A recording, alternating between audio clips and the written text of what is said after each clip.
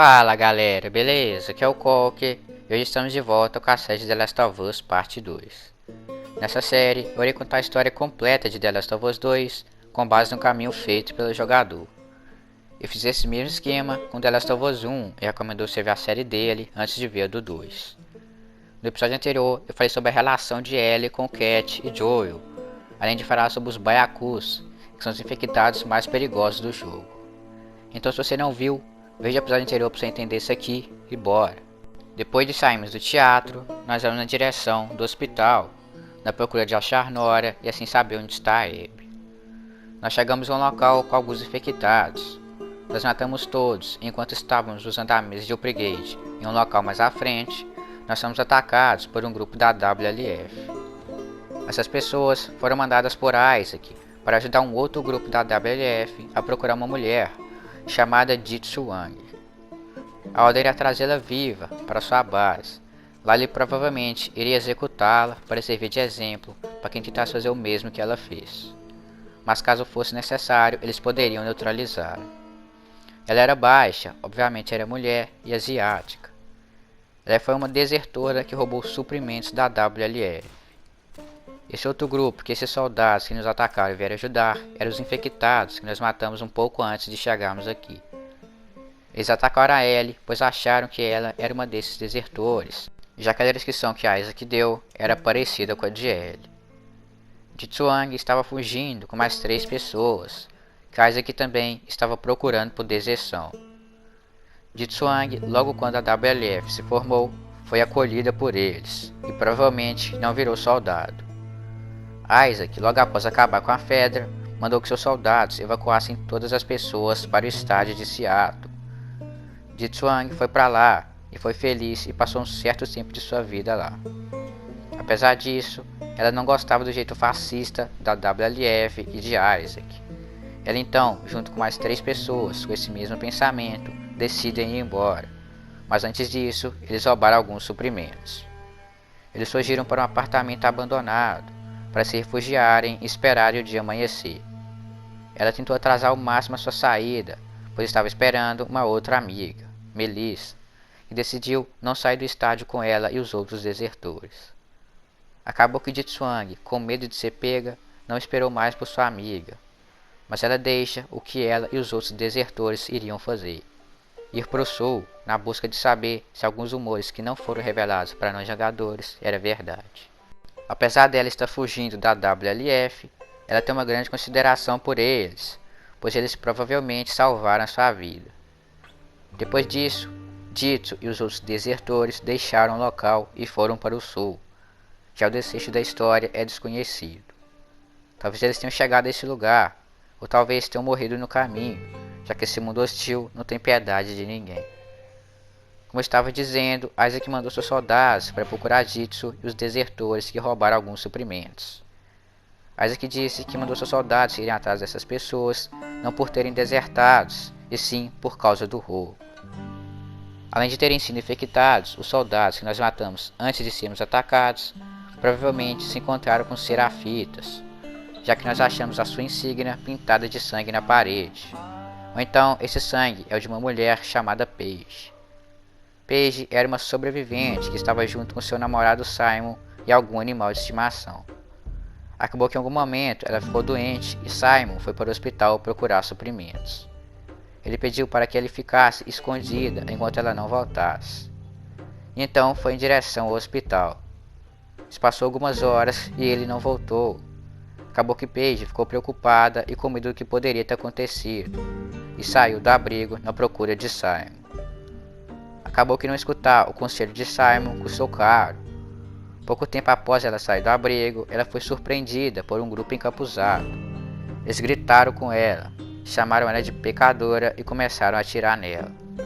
Ela, sem opções, fugiu de volta para o seu abrigo e ficou lá, completamente paralisada e com medo dessas pessoas. Ela ficou apenas esperando, na esperança de que seu companheiro voltasse e que essas pessoas fossem embora. Não se sabe o desfecho da história. Paige pode ter sido encontrada pelos serafitas e mais tarde morta. Depois disso, seu sangue foi usado por eles para fazer a sua insígnia. A mesma coisa pode ter acontecido com Simon. Nenhuma dessas coisas podem ser provadas, pois onde está a carta e os arredores do lugar onde encontramos ela não tem corpo. Mas o mais provável é que Paige tenha voltado para casa e os Serafitas a acharam e levaram ela para outro lugar e lá elas mataram ela. Ou então, o menos provável, os Serafitas foram embora, Simon voltou, ajudou a sua amada, eles saíram desse local caótico e foram para um lugar melhor. Depois dessas longas histórias, nós continuamos nosso caminho e subimos em um prédio e vemos o hospital. Aí ele se surpreende por ele ser mais longe do que ela esperava. Nós entramos em um outro prédio e lá encontramos diversos soldados da WLF mortos. Nós avançamos mais e avistamos espreitadores. Os espreitadores são o segundo estágio da infecção cerebral do Cordyceps. Eles levam entre 2 semanas a 1 ano para atingir esse estágio após a exposição à infecção.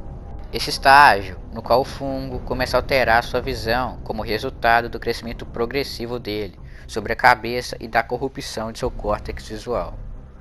Os traços físicos mais notáveis que definem os espreitadores são os distintos sons de coachar que eles fazem, o início de crescimento de fungos na cabeça, rosto com apenas um olho à mostra, o desenvolvimento de pseudo-ecolocalização e a sua descrição ao avistar uma vítima à distância.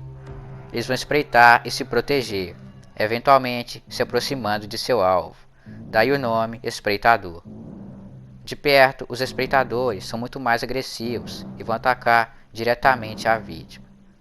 Sua força é igual a de um ser humano apto, pois seus ataques podem interromper ações do jogador. De acordo com os estágios de infecção, feita pelas próprias pessoas que vivem no mundo de The Last of Us, o modo operacional de um espreitador é esconder e emboscar as vítimas. O panfleto também implora para que os leitores verifiquem seus arredores, mas nenhuma outra informação é fornecida. Seu coachar pode ser ouvido à distância em várias áreas, mas serve apenas como ambiente e não como uma ameaça. Os espreitadores são bastante raros e só são encontrados como inimigo principal 2 vezes em The Last of Us 1. Já no Parte 2, os espreitadores se comportam de maneira diferente e aparecem com frequência em Seattle. Eles são normalmente encontrados em prédios e estacionamentos abandonados e mal iluminados, embora também apareçam em esgotos e áreas de metrô. Os espreitadores são difíceis de detectar no seu modo escuta. Quando abordados, eles surgem imediatamente e só se tornam agressivos quando provocados por um ataque forte, como um tiro ou explosão. Quando encontrados em grupos, eles irão esconder e atacar suas presas de maneira coordenada. Bom pessoal, se você estiver gostando, deixa o like, se inscreva, deixa sua dúvida e sua crítica construtiva nos comentários. Fazendo isso, você me ajuda a melhorar a qualidade do canal e o YouTube entende que você gosta dos meus vídeos e irá recomendar isso para você.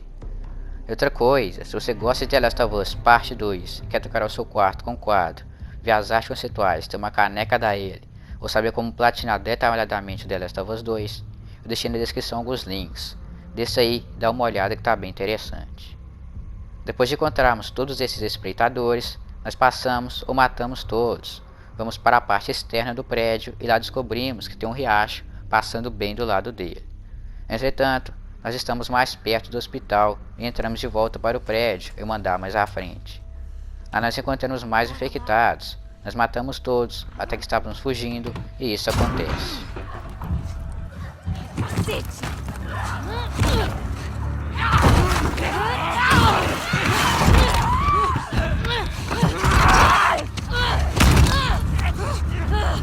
Sai de cima de mim!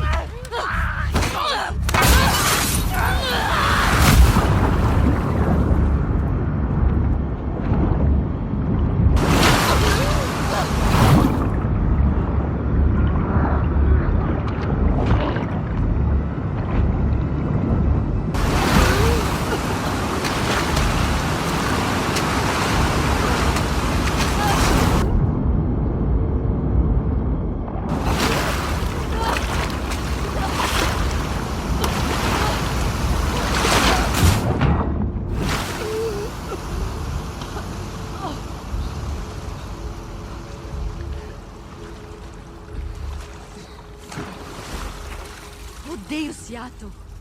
Nós entramos em um lugar ao lado desse e somos surpreendidos por um espreitador que está grudado na parede. Dentro dos edifícios, certos espreitadores, como esse, foram presos às paredes.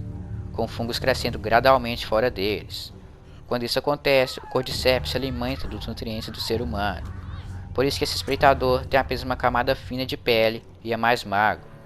Com o tempo, eles eventualmente morrerão, se calcificarão e irão começar a soltar esporos. No entanto, se forem encontrados pelos sobreviventes antes disso, eles se libertarão e os atacarão, como foi o que aconteceu agora. Mas bom galera, esse aí foi o vídeo. Espero que tenham gostado aí. Próximo episódio é a vingança contra a Nora. Falou, é nóis.